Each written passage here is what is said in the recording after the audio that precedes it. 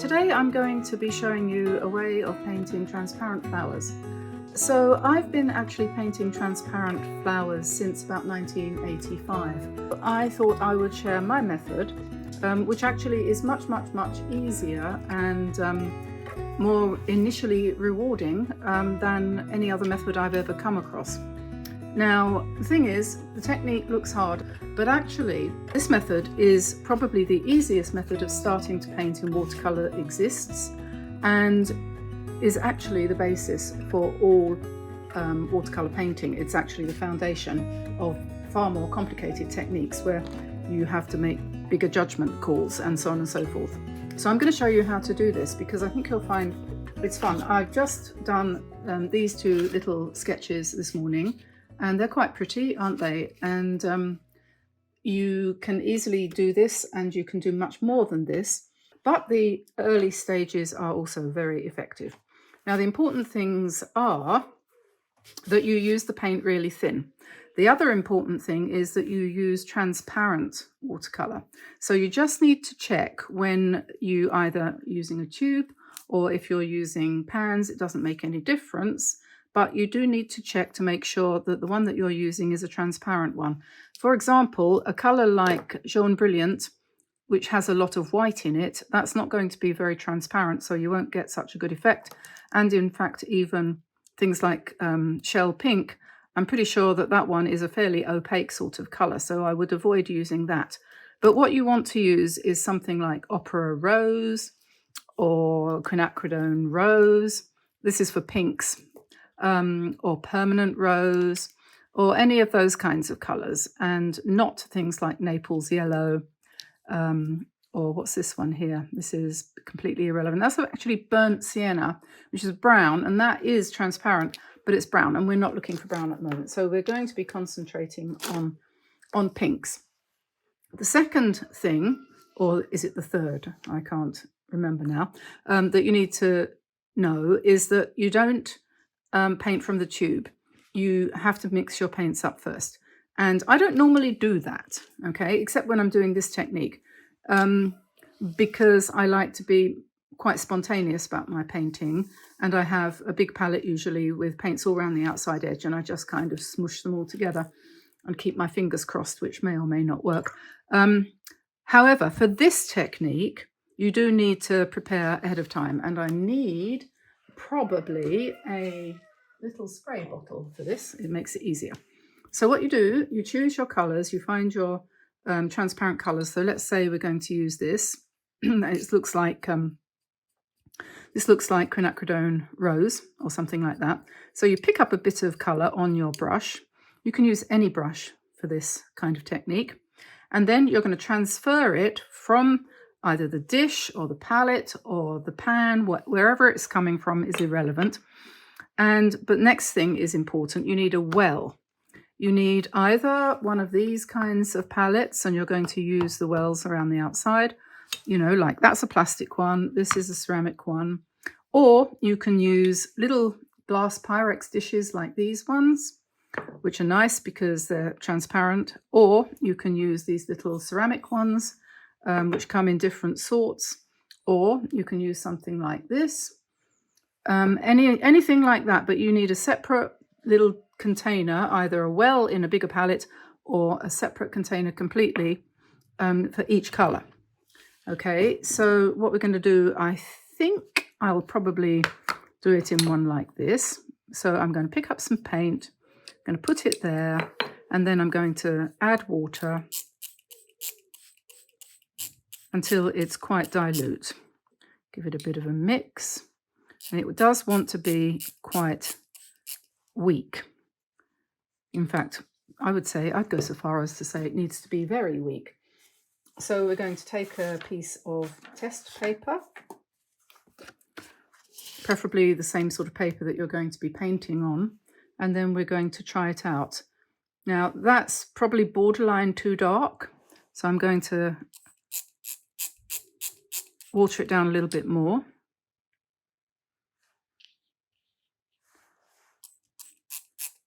It's amazing actually how strong these pigments can be. I'm not sure which one that is. I have a feeling it might be this Michael Harding quinacridone rose. It's difficult to keep track of what I've squeezed out. Okay, so that's about right. So it's very pale, but that's where you want to start from. So that's going to go away, out of the way. And now we want to, if we're going to use pink and green, so now we need to mix up our green. So where have I got some green anywhere? I thought I did have, but it seems to have disappeared. Ha, there it is. Okay, so I'll need another little dish like that one. And then I'm going to use sap green, which is this one. So we pick up a little bit of green, put it in there, put that out of the way, get my spray bottle and spray it, mix it.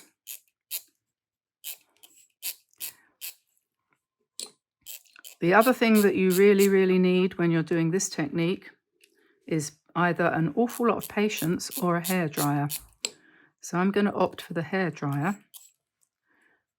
Okay, so I haven't mixed up a tremendous amount of paint there because I probably won't be using a tremendous amount. So this is just a start. You can always add, obviously, more later. But so our test is over here. Now I'm also going to use a little bit of yellow, which I've got here. And this doesn't matter if it's transparent or more opaque, heavier bodied. It doesn't really matter because this is just for the centers of the flowers. So I'm just going to pop that in there, and I don't want that quite so dilute because I'm using it for something slightly different. So I'm just going to slacken that off a little bit, and we'll see how that goes. Okay, so I think what I need to do is clear away some of this junk. It's not really junk, is it? And move these things out of the way.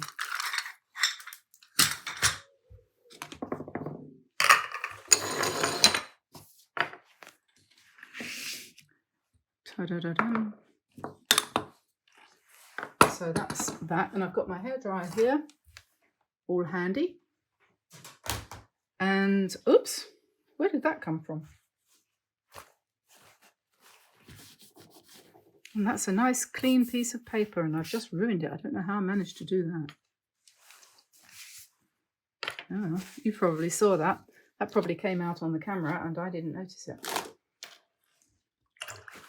Okay, so we need some nice clean water and another jar of water, preferably the one that you rinse off your brush in between strokes, because this is one type of painting where you really don't want contamination between the colours. Only when you do, that's going away. So we've got yellow, green and red or pink. Okay, so let's get started on this. This is Eteval cellulose paper. You can use any kind of good quality. I should think Strathmore would be good. Canson, any of the papers. You can go straight into 100% cotton if you want. And of course, I would recommend the Meeden cold press 100% cotton, which is not very expensive. It's actually not that much more expensive than something like Clairefontaine, even though that's cotton and this isn't. So, you know, take your choice. Just don't use anything much less than 140 pounds because, well, it'll cockle up and be all over the place. So this is where I sit down, organise my chair a little bit, and we'll start. So I've got my hairdryer within hand's reach, and we'll start. I'm not sure which brush to use. I think I might use this Craftmo one, although because a lot of you have actually got the Craftmo brushes, I know, but if you haven't, I'm sorry, they are sold out, but you can always go to Drawwell and get one of these ones from Mr. Miami, and the information about that is in the details below the video, and I don't get any kickback on that at all. That is just me suggesting something hopefully useful. Right, so this is how you do it, essentially.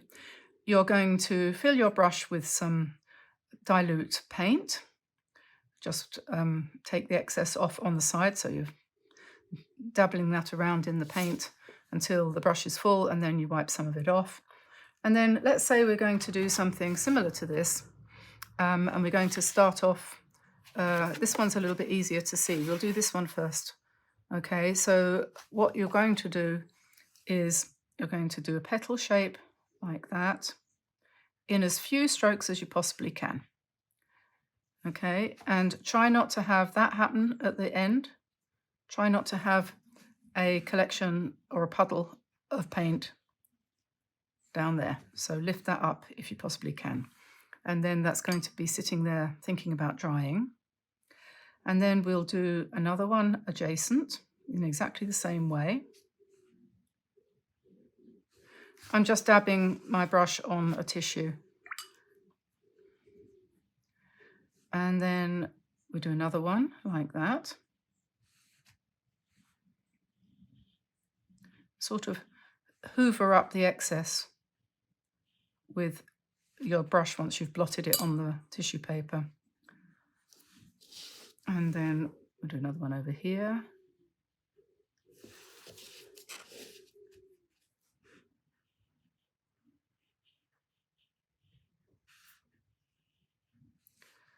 Okay, I'll just turn that round so that, because it's easier to come sort of down.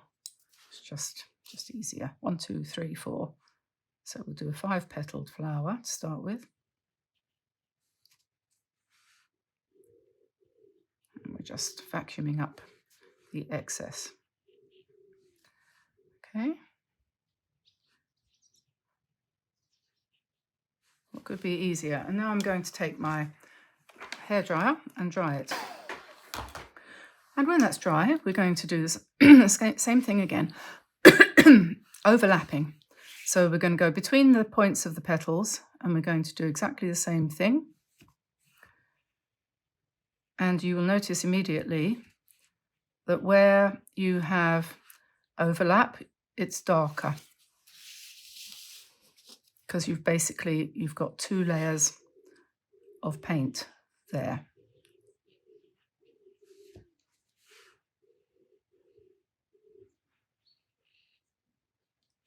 Oops. Okay, so you're going to get a darker center to the flower, and you don't have to worry about them being symmetrical or even or evenly spaced, because you're just practicing and actually having fun.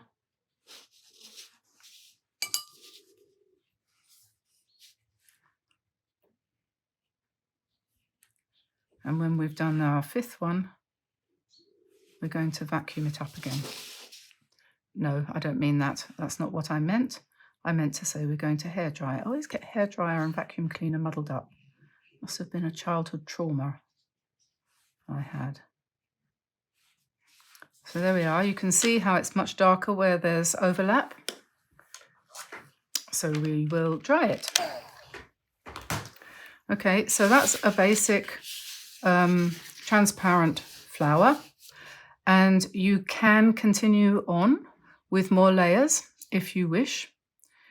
You could do anything. For example, you can come in to the center and just do some thinner petals like this.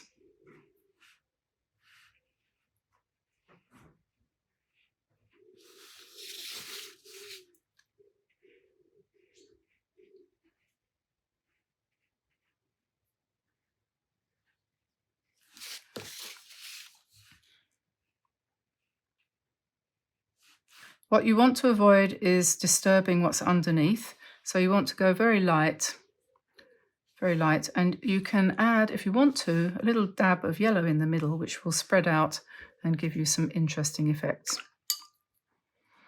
And then if you want to do leaves and stems, that's perfectly possible too. So we're going to do the same kind of thing.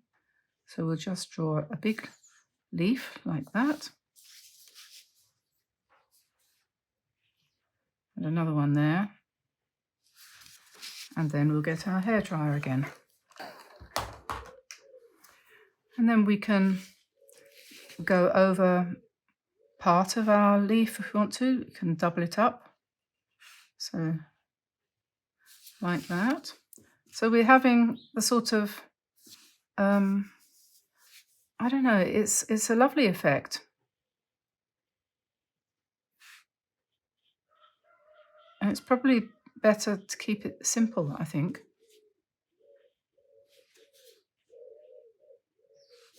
I'll just dry that again. I do think that it is great to use the hairdryer.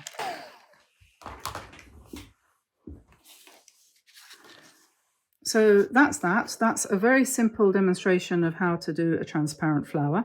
And obviously you can get much more complicated than that. And I think the next thing that we'll do is we'll do something like this. Well, that it's the same thing. This was the first one I did this morning. This was the second one where we've gone into the center a little bit with a bit more detail. But I think it looks really nice when it's really, really simple. And of course, you can do it darker as well. You could do one with the paint a little bit darker if you wanted to. It's up to you, as long as you stick with the idea of it being transparent. Otherwise, well, we obviously lose the whole thing, really. I'm going to swap brushes. I'm going to go to a draw well. And I think we'll just carry on a little bit. And I might do what I said and make this a little bit darker.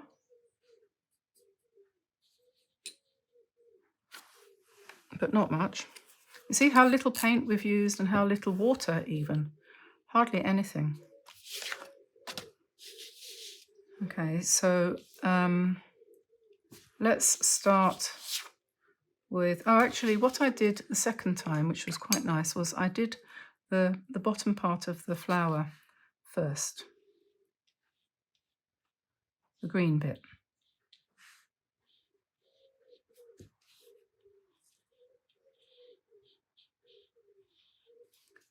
And honestly, you do need to dry it between every stage.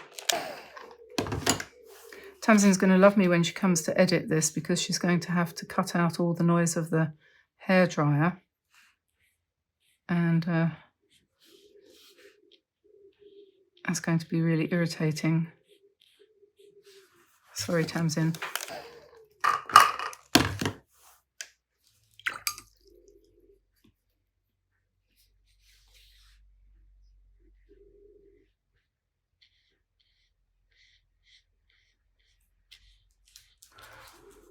It's really nice and delicate. And of course, after you've done your rest of the design, you can always go back and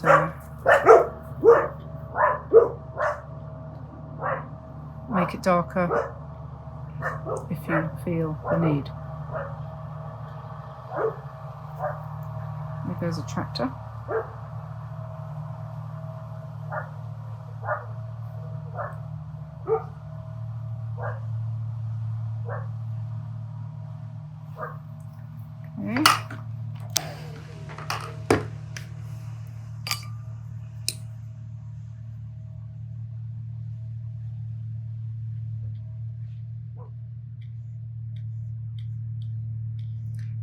There are obviously lots more techniques involved in doing this, and if you get hold of Olga Kolsch's book, you'll discover, I'm sure, various, or even watch her on YouTube, you'll discover different techniques. And this is one that I'm aware of, whereby I'm going to put the center of the flower down first, and then wash off my brush and pick up some pink. And then I'm going to come in and just let the whole thing bleed, like that. Oops.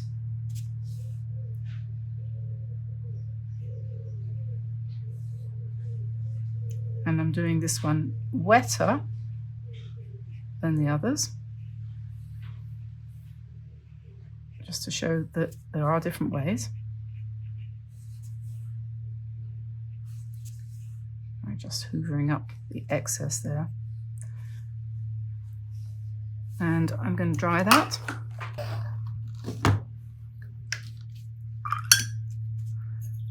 Now I'm going to put yellow in the middle again, pick up some pink and do some more petals.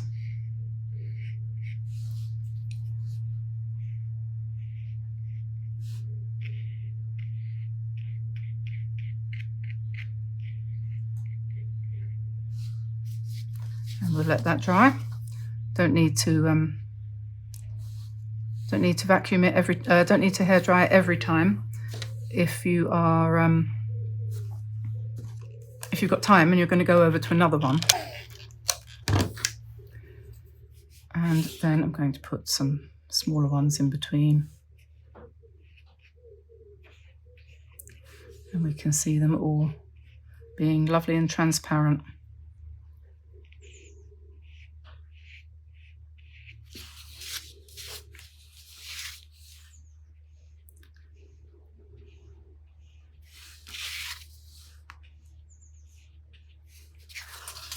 Of course, you can use this technique to do realistic flowers if you want, but I'm just playing, making it up. They look a bit like water lilies, I think.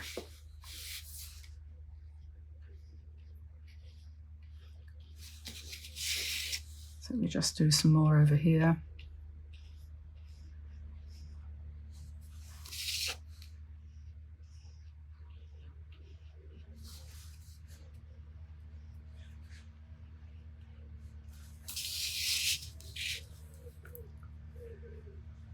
And maybe we'll do a little one here, perhaps.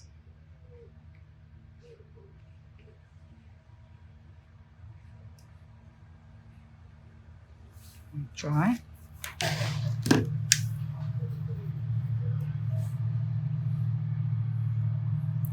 We do our overlaps now. It's like magic, isn't it?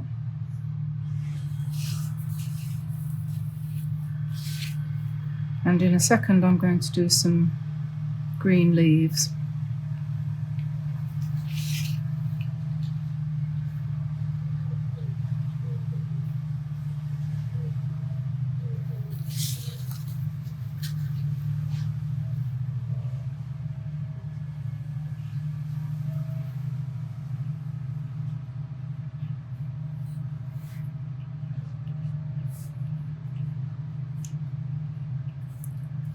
Just soak up the excess water. Okay. And maybe we might want to put a little bit of yellow in this one. And then I thought it would be quite nice to just put some random leaves in. Sorry about the noise. That's the farming community.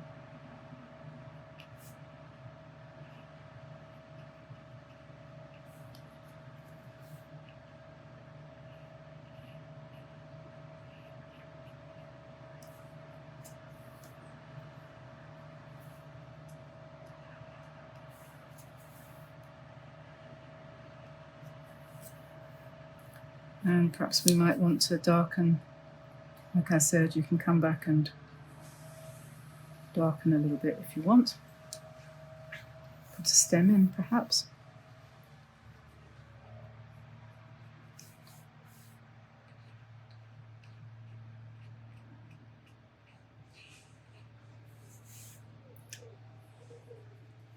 And just basically fill in all the spaces with some very pale green leaves.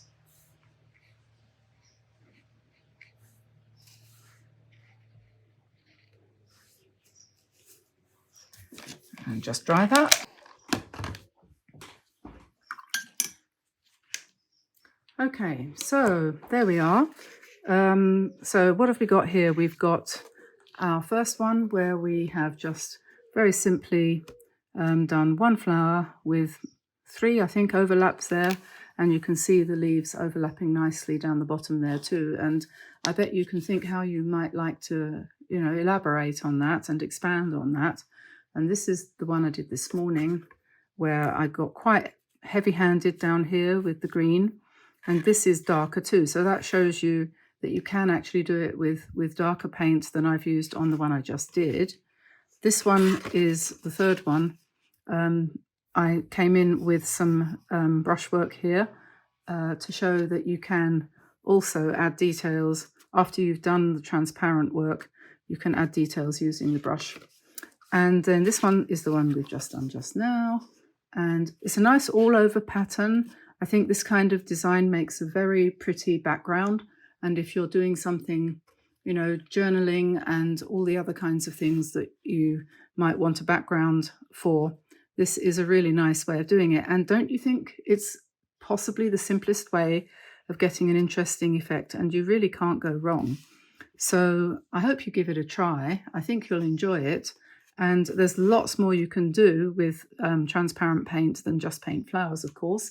And as I said, it's kind of like the foundation or the beginning of all watercolor painting is the traditional type of watercolor painting, not gouache and not the sort that is very heavily worked up, but the kind of watercolor painting that Turner used to do, and all of those kinds of people way back then, when it was all about transparent washes, the light touch, keeping things fresh.